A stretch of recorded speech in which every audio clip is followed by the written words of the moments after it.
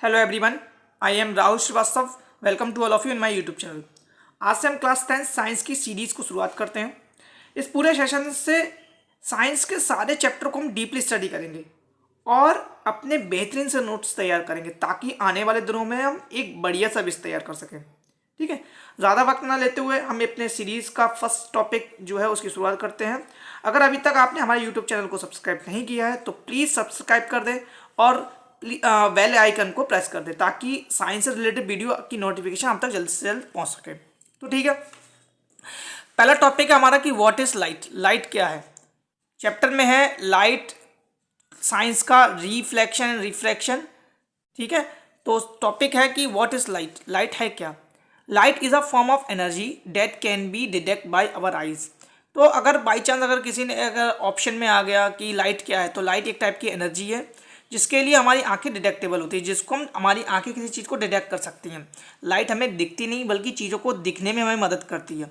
Light हमें खुद नहीं दिखती, लाइट को हम नहीं देख सकते लेकिन चीज़ों को देखने में हमारी वो मदद करती है। Light is a form of energy which enable us to see object. Light एक तरीके की एनर्जी है जो हमें चीज़ों को देखने में मदद करती है, हेल्प करती है, एनेबल करती है। विच इमिट्स और रिफ्लेक्ट लाइट। और जो ऑब्जेक्ट है, ऑब्जेक्ट हम तब देख सकते हैं जब वो लाइट को इमिट करते हैं, लाइट को रिफ्लेक्ट करते हैं। जैसे इस कॉपी पे जो भी कुछ लिखा हुआ है, इस पे जब ये लाइट गिर रही है, गिरने के बाद रिफ्लेक्ट हो रही है, तभी मैं इस चीज़ को देख पा रहा हूँ, अदरवाइज नहीं। आगे चलते हैं। आगे है कि ल्यूमिनस ऑब्जेक्ट क्या है। The object which emit light are called luminous object. ऐसे ऑब्जेक्ट जो लाइट को इमिट करते हैं, लाइट को निकालते हैं, ठीक है, एनर्जी लाइट को निकालते हैं, वो हमारे क्या कहलाते हैं? ल्यूमिनस ऑब्जेक्ट कहलाते हैं। ल्यूमिनस ऑब्जेक्ट में भी नेचुरल और मैन मेड। हाँ, जाहिर सी बात है कि ल्यूमिनस ऑब्जेक्ट आपके नेचुरल भी हो सकते हैं, मैन मेड भी हो सकते हैं। जैसे कि ल्यूमिनस ऑब्जेक्ट में अगर हम बात करें नेचुरल ऑब्जेक्ट की, तो वो है सन। सन एक नेचुरल सोर्स है ऑफ लाइट का। हमारे अर्थ पर जो आने वाली लाइट है उसका मेन सोर्स क्या है? सन। सन से ही हमारे पास रोशनी आती है। हालांकि कुछ स्टार्स भी होते हैं जो कुछ स्टार नहीं, सारे स्टार्स जो होते हैं वो लाइट को इमिट करते हैं, लेकिन वो अर्थ तक इसलिए नहीं पहुंच पाते कि उनकी डिस्टेंस इन कंपैरिजन सन से बहुत दूर होती है, जिसकी वजह से हम उसको देखने उससे आने वाली लाइट टिमटिमाती हुई लगती है। जैसे वो सन स्टार टिमटिमाते हुए लगते हैं, उस हम अर्थ तक पहुंचते बहुत समय लग जाता है। ठीक है, अच्छा आगे।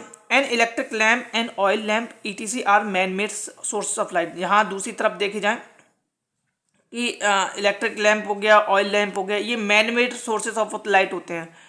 ठीक है, अच्छा ये भी लुमिनस ऑब्जेक्ट में आ जाएंगे, इलेक्ट्रिक लैम्प और ऑयल लैम्प। दूसरी बात करते हैं नॉन लुमिनस ऑब्जेक्ट की। Non luminous object do not emit light, however such object become visible due to reflection of light. जो नॉन लुमिनस ऑब्जेक्ट होते हैं वो लाइट को इमिट नहीं करते, लाइट को नहीं निकालते अपने अंदर से। वो हमें विजिबल तब होते हैं जब उन पर कोई भी लाइट रिफ्लेक्ट होकर वापस आ जाए। जैसे कि moon does not emit light. Moon में अपना खुद का रोशनी नहीं है, खुद का लाइट नहीं है, इसलिए वो हमें विजिबल तब होता है जब रिफ्लेक्शन सनलाइट उस पर ऊपर गिरती है। जब लाइट उस पर गिरती है तो वो रिफ्लेक्ट होकर हमारे अर्थ तक आती है, इसलिए वो हमें विजिबल होती है।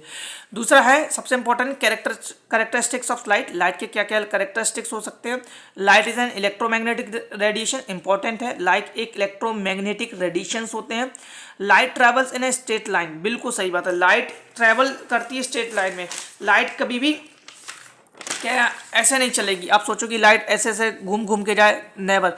अगर लाइट को जाना है तो वो स्ट्रेट लाइन में जाती है। इस प्रोसेस को हम बोलते हैं, इस फिनोमिना को बोलते हैं, इस वाले फिनोमिना को rectilinear propagation of light.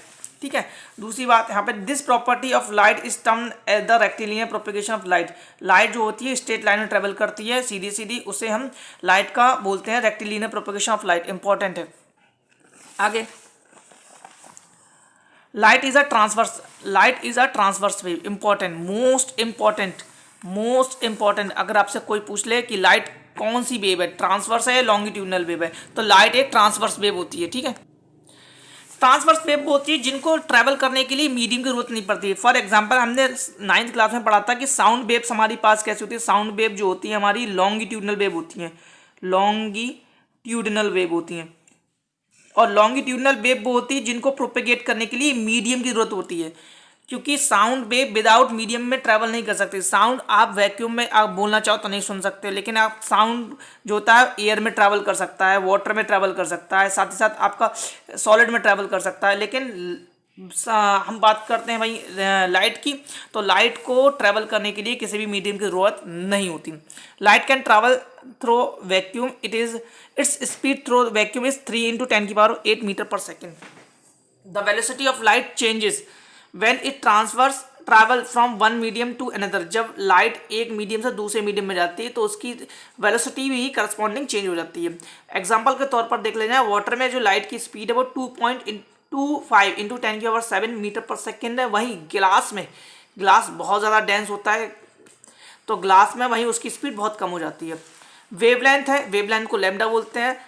Light का चेंज हो जाता है when it goes from one medium to another. हाँ, ये इंपॉर्टेंट है, अगर लाइट एक मीडियम से दूसरे मीडियम में जाए तो उसकी वेवलेंथ भी चेंज होती है, लेकिन फ्रीक्वेंसी चेंज नहीं होती है। फ्रीक्वेंसी जिस लेवल की है उसी लेवल की रहेगी। ठीक है, आगे light can pass through transparent material. Transparent material वो होते हैं जिसके आर पार देखा जा सके, जैसे कि ग्लास है, एयर है, तो ये ट्रांसपेरेंट मीडियम है, लाइट पास हो सकते हैं। लेकिन बात करें ओपेक मीडियम, ओपेक मीडियम वो होते हैं जिसके आर पार नहीं देखा जा सकता, जैसे इस कॉपी के आर पार मैं ही नहीं देख सकता, तो ये ओपेक हो गया। आगे such as wood, material, metals, ये हमारे ओपेक कहलाते हैं। Light can pass through translucent. Translucent material वो होते हैं जिनके पार लाइट जा सके, वही पार्शली, कुछ जा सके, पूरी नहीं जा सके, जैसे कि waxed paper, frosted glass, etc, only partially. Light gets reflected back from polish surface. Light, हाँ, एक ये फिनोमेना है कि लाइट जो होती है किसी चिकने तल से, किसी पॉलिश सरफेस से रिफ्लेक्ट हो जाती है, जैसे कि मिरर हो गया, ठीक है, मेटल सरफेस हो गया। आगे last topic, light undergoes refraction, bending. हाँ, रिफ्रैक्शन एक फिनोमेना होता है लाइट का कि bending of light is called refraction when it travel from one transparent medium to another. जब वो एक ट्रांसपेरेंट मीडियम से दूसरे ट्रांसपेरेंट मीडियम में जाता है तो लाइट बेंडिंग हो जाती है। फॉर एग्जांपल अगर हम बात करें, यहाँ पे ये हमारा एयर, यहाँ है एयर, और ये कोई ग्लास स्लैब है, ठीक। तो जब लाइट इस परपेंडिकुलर, जब लाइट इस मीडियम एयर से ग्लास में जाएगी तो वो थोड़ी झुक जाएगी।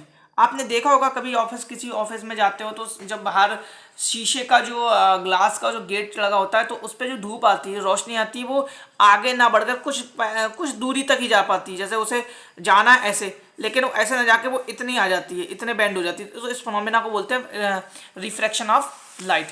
तो that's all about of light.